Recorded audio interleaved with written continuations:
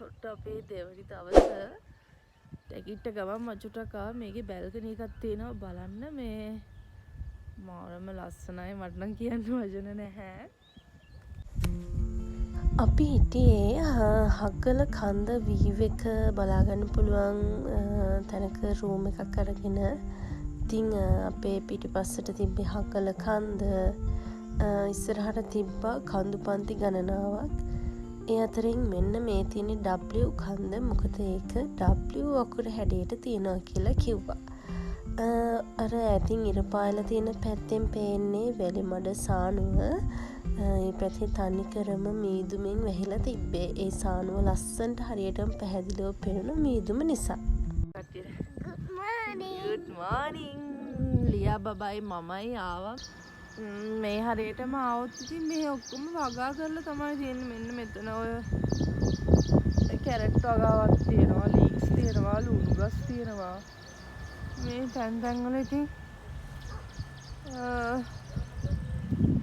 වගා කරලා තියෙන්නේ. මට නම් ආසයි දෙන්නේ මෙතන ඉඳන් මෙන්න මේ වැත්ත බලන් ඉන්න. මොකද මීදුමත් එක්ක මේ අවු පායපුවම මේ පැත්තම මාරම ලස්සනයි. නිල් පාටකටත් කොළ පාටකටත් නැති අමුතුම ලස්සනක් තිබ්බේ. ඔන්න ඉතින් මම මේ යන්නේ අපි ඉන්න රූම් එක පිටිපස්සේ ඕනගේ වගා කරලා තියෙන එකට. මෙතන තියෙනවා ලීක්ස් සහ කැරට්. ඉතින් මම පොඩ්ඩක් ගියා එයාගේ මේ ටික බලන්න. මෙන්න ලීක්ස් පැල තියෙනවා.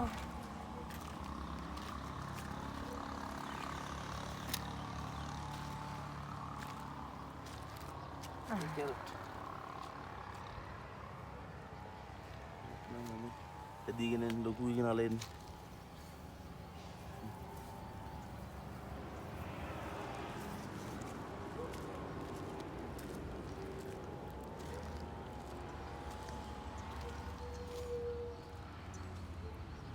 මේකට වතුර මේකෙන් ස්ටොක් කරන්න. පල්ලෙන් ගෙනල්ලා මේක ස්ටොක් කරන්න.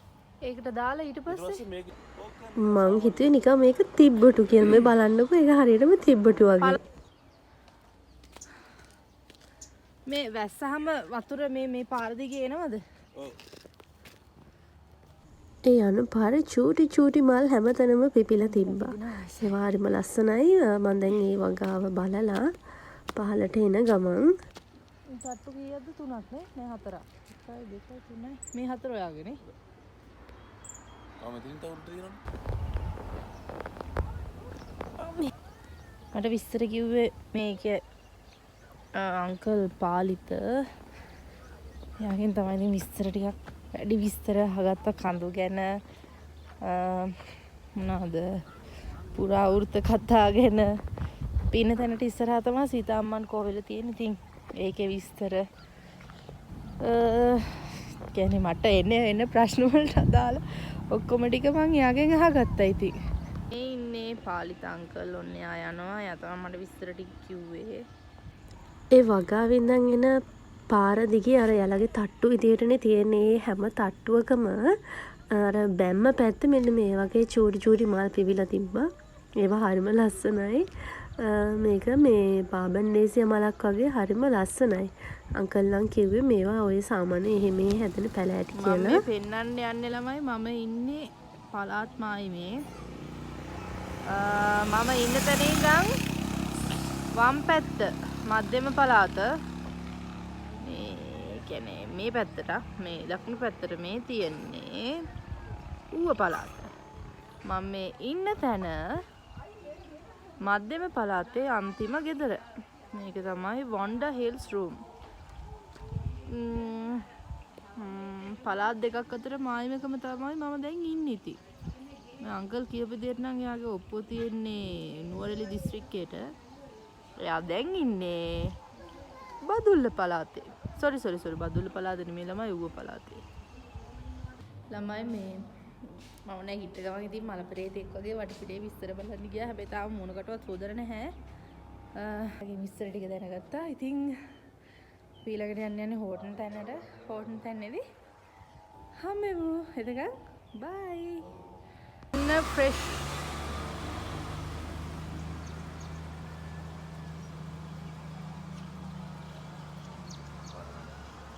ඉන්න ළමයි අංකල් අපිට ගෝ හැබැයි ඒක නම් අම්මුයිද මන්දා.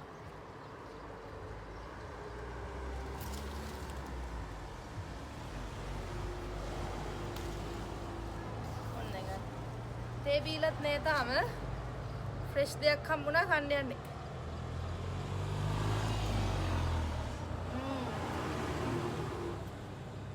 රතු පෙර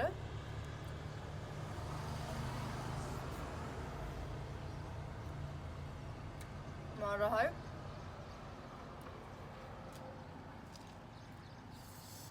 හැබැයි මේ දත් ටිකක් ගල් වෙනවා එච්චරම සීතයි මේක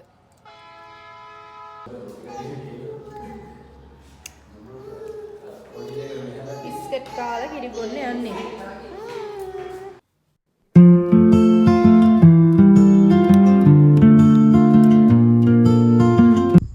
හෝටන් තැනට යන්න ලෑස්ති වුණා දැන් තියෙන ඉතින් යන්න. අපි ගමන පිටත් වුණේ 10 මාරට 11ට වගේ පොඩ්ඩක් දවල් වුණා. අපි උදේට මෙන්න මේ ෂෝට් ඊට්ස් ටිකක් කෑවා. මොකද ලොකු දෙයක් අපිට කන්න වෙලා තිබුණේ නැහැ ඇත්තටම. අපි හිටියේ සීතා අම්මාන් කෝවිලට පොඩ්ඩක් ඉස්සරහින් නිසා ඒ පාරේ ටික දුරක් ඉස්සරහට යද්දී දකුණු අතට පාරක් තියෙනවා. ඒ පාරෙන් අබේවල ෆැක්ටරි එකට ජැක්ර් එකට වගේම පට්ටිපොළ ස්ටේෂන් එකට සහ හෝටන් තැනටත් යන්න පුළුවන්. ඉතින් අපි ළඟම තිබ්බේ පාර නිසා අපි ඒ පාර තමයි ආවේ. හෝටන් තැනනේ බලන්න යන්නේ. හෝටන් තැන්නේ ගොඩක් ප්‍රසිද්ධ. ඉතින් ලෝකාන්තෙට. එතකොට ලෝකාන්තයට යන අතරමඟ අපිට ජීවිතාන්තය මතක් කරලා දුන්න මේ පාර. මොකද මේ පාර හරිම පටුයි. වාහන දෙකකට එක පාර මාරු වෙන්න ගොඩක් අමාරු නෝ. ඉතින් අපිත් ඒ වගේ ත්‍රාස්‍ය ජනක අත්දැකීමකට මුහුණ දීලා ඇත්තටම ඇඩ්වෙන්චර් ගමනක් තමයි මේ පාරේ යනවා නම් ඔයාලටත් අත්දකින්න පුළුවන් වෙන්නේ. පරිස්සමට සතුටින් ආවා ඉතින් අපි. මෙන්න මේක හම්බුණා. මේක අර ජෑම් පෙර කියන එක. ඔන්න මං කිව්වා වගේ ලංකාවේ උසම දුම්රිය ස්ථානයට ආවා. පට්ටිපොළ ස්ටේෂන් එකට.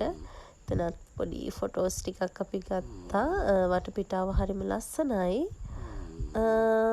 මේ හෝර්න් තැන්න ඔහිය පාර. ඒ කියන්නේ මේ පාරෙන් හෝර්න් තැන්නට සහ හෝර්න් තැන්න පහු කරන් ඔහියට වෙනකන් යන්න පුළුවන්. පාර දෙපැත්ත හරිම ලස්සනයි. ඔන්න හෝටන් තැනට දැන් ආවා. ඉතින් වටපිටාවේ ලස්සන නම් කියන්න බෑ. මේ වෙලාවේ දවල් 12ට විතර ඇති අපි හෝටන් තැනට ළඟා වෙද්දි වලාකුළු වලින් පිරීලා තිබ්බේ.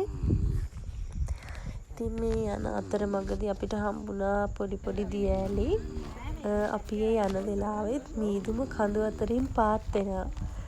ඉතින් බලන්නකො තවල් 12යි මේ වෙලාව ඇත්තටම. ටිකක් අඳුරු පරිසරයක් තමයි තිබ්බේ. හිතට මනසට නිදහසක් ගෙන දෙන මේ සුන්දර අත්දැකීම වචන වලට පෙරලන්න නම් චුට්ටක් විතර අමාරුයි. එච්චරටම ලස්සනයි. හලෝ හොනාවා. හෝටන් තැනට හරිම ආසාවෙන් හිටපු දෙයක් හරිම ලස්සනයි. මට ඒක ලස්සන නම් කියන්න තේරෙන්නේ නැහැ. මේ කඳු සෙට් එකක් තියෙනවනේ. ඒවා ලස්සනට දැන් වෙලාව 12 මාර 1 වගේ වෙලාව. එතකොට මීදුම පාත් වෙනවා. මේ පිටිපස්සේ ලස්සන ක්ලවුඩ්ස් ටිකක් තියෙනවා. මාරම ලස්සනයි. මම නම් මාර ආසාවෙන් යන්නේ. තාම හැබැයි එක වයිල්ඩ් ඇනිමල් කෙනෙක්වත් දැක්කේ නැහැ. පොඩි බර්ඩ්ස්ලා එහෙම දැක්කා. පොඩි මල් තිබ්බා. ඔය ටික තමයි ඉස්සරහට ගිහින් තව කියන්නම්. මේ වෙනකන් නම් මාරම ආසයි මම. ජැකට් එකම අරගෙන ආවේ සීත ඇති කියලා. පොඩි සීතක් ඇඟට දැනෙනවා. අවුදේ පඩේක ලොකු ගාණක් නැහැ. මොකද්ද කියන්නේ? මයින්ඩ් රිලැක්ස් වෙන්න නම් මරු මේක ඇත්තටම මේ මගේ රටද කියලා හිතෙනවා. පෙරුම් පුරලා තමයි මේ ට්‍රිප් එක ආවේ. ඔව් ඉතින් හරිම ලස්සනයි. ඉස්සරහට ගිහින් බලමු තව මොනවද තියෙන්නේ කියලා. මෙන්න බලන්න අපේ බ්ලැකී යනවා ජිසී ගර්ල්ව කරේ තියාගෙන. කොළපාට පරිසරය මැදින් වටලා තිබ්බ අඩිපාර දිගේ ආපුවම පළවෙනි මැරඹුම් ස්ථානය තමයි මෙන්න මේ මනස්කාන්ත දියවැල්ල. මේක වේගසැල්ල. එතන ගොඩාක් අය හිටියේ අපි යන වෙලාවේ. එන හැමෝම වගේ පොඩි වෙලාවක් මෙතන ගත කරලා ගියේ. මොකද මේ වතුර වැටෙද්දී එන වතුර බින්දුවල සිසිලස හැමෝම වගේ විඳින්න ආසාවෙන් හිටියා. අපි එතන පොඩි වෙලාවක් ගත කරලා ෆොටෝස් ටිකක් අරගෙන තමයි මෙතනින් අපි පිටත් වුණේ. අතරමඟදී පොඩි බඩගින්නක් ආවා. ඉතින් කට්ටියම නැවතිලා ගෙනාපු කෑම කාලා ඉතුරු වෙච්ච වතුර බෝතල් අර මේ ඔක්කොම ප්ලාස්ටික් කොහෙවත් දාන්න නැතුව ඒව ටික එකතු කරගෙන තමයි මේ ආවේ. පැය දෙකක් විතර ඇතුළට ආවා. තව ඉතින් යන්න තියෙනවා. ඒ වගේ දුරක්. කට්ටිය එනවා. හරි ලස්සනයි. අවුව වැටෙනවා. කූල් එක දැනෙනවා. හුලං එනවා. තාම සත්තුන්ව නම් කාවත් දැක්කේ නෑ. පොඩි සමනළු ටිකක් කුරුල්ලෝ ටිකක්. කලේනික්ව දැක්කා. එච්චර තමයි. මීදුමත් තැන් තැන් වලින් පොඩ්ඩක් පාත් වෙනවා. බලමු ඉස්සරහට ගිහිල්ලා. මුළු වටේම ලස්සන නිසා කොතනද ෆොටෝස් ගන්න කියලා මට නම් හිතා ගන්න බැරුව හිටියේ. ඒ අතරින් හිත ගිය හැම තැනකම වගේ නැවතිලා ෆොටෝ එකක් ගන්න මම නම් අමතක කරේ නැහැ. මීදුමයි සීතලයි කොළපාට පරිසරයයි කියන්නේ වෙනමම වයිබ් එකක්. ඉතින් මේ යන අතරමඟ පොඩි අඩි පාරවල් වතුර පාරවල් දිගේ ඇවිදගෙන ඉස්සරහට යද්දී මීදුමත් ටික ටික පාත් වෙනවා. ඒක හරීම ලස්සන අත්දැකීමක්. මෙන්න මීදුම ඇවිල්ලා තියෙන්නේ. වට වෙලා තියෙන්නේ. දැන් වෙලාව 3යි. 3යි වෙලාව. දැන් වටේම මීදුම.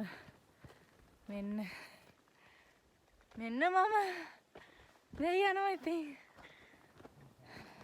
ලෝකාන්තිකාවට ළඟා වෙද්දි කොහොමත් 3 විතර වුණා. එතකොට හොන්දට මීදුම යන අතරමඟදී අපිට වලි කුකුලෙක් හම්බුණා.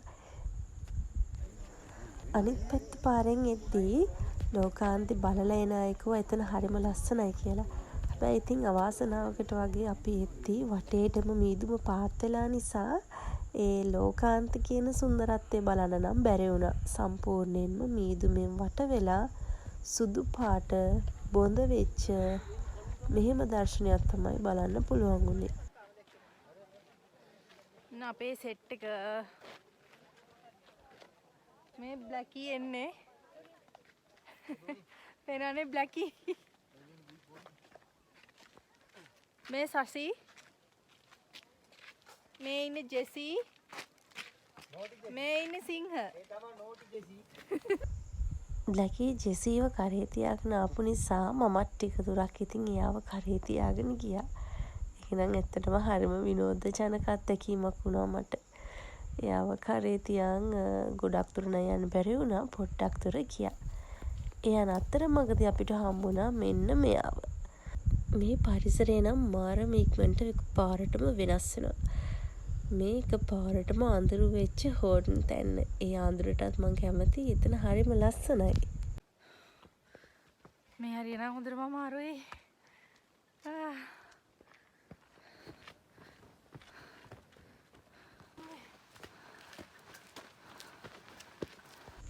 ඔන්න දැන් නම් අපි ඉන්නේ පුංචි ලෝකාන්තේ.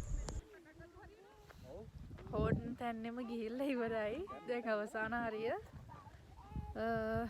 අමාරුවෙන් යන්නේ ඉතින්. මේ කට්ටිය එනවා. බ්ලැකී, ජෙසි, සිංහ. පෙන්නවා. සෙට් එක අමාරුවෙන් යන්නේ. දැන් රැට මොනවා වෙයිද දන්නේ නැහැ.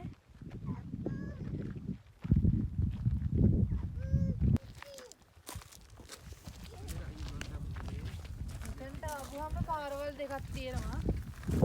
අර පැත්තෙන් එකයි, මේ පැත්තෙන් එකයි. ඉස්සල්ලාම යනවනම් යන්න ඕන මේ පැත්තෙන්. ඒක තමයි ලේසිම. ඉස්සල්ලාම පල්ලම බහින්න තියෙන්නේ. මේ පැත්තෙන් එකටම ගිහිල්ලා මේ පැත්තෙන් එද්දී ලේසි.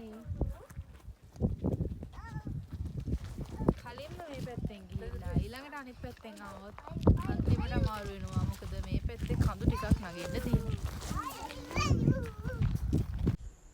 මමයි බ්ලැකී ජෙසි වල්ලන් එද්දී එයාට ඕන කිව්වා මෙන්න මෙහෙම කරනමක් ගහන්න. ඉතින් එයාගේ ආසාවට ඉඩ දීලා අපි ගමන ඉවර කරා. මෙන්න ගමනාන්තය. ඒ අතරම මේ කැන්ටින් එකෙන් උණු කිරි එකක් බිලා ස්පන්ච් එකක් කන්න අමතක කරෙත් නැහැ. ඔයාලා එනවනම් මෙන්න මේක රස බලන්න. මේක මාරම රසයි. මෙන්න මෙයාලා කාර් පාක් එකට ඇවිල්ලා හිටියා. ඉතින් හරිම ලස්සනයි. එයාලා ඇත්තටම හීලයි මං හිතන්නේ. කට්ටියට පුරුදුයි. වොයිස් ඕවර් එක කරද්දී නම් මට හොඳටම සනීප නැහැ. එක එක තැන්වල කටහඬවල් වෙනස්. අපි එදා දවස් ඉවර කරා. ඒ ඉවර කරද්දී මේ අපි නැවතිලා හිටපු තැන කෝවිලක මොකක් හරි ටැමිල්ලාගේ උත්සවයක්. ඉතින් ඒකේ අර බේර සද්දෙට අපේ ජෙසි බබා ඩාන්ස් කරනවා. ඉතින් මගේ දෙවනි දවස් ඉවරයි. මාව සබ්ස්ක්‍රයිබ් කරලා කමෙන්ට් එකක් දාන්න අමතක කරන්න එපා.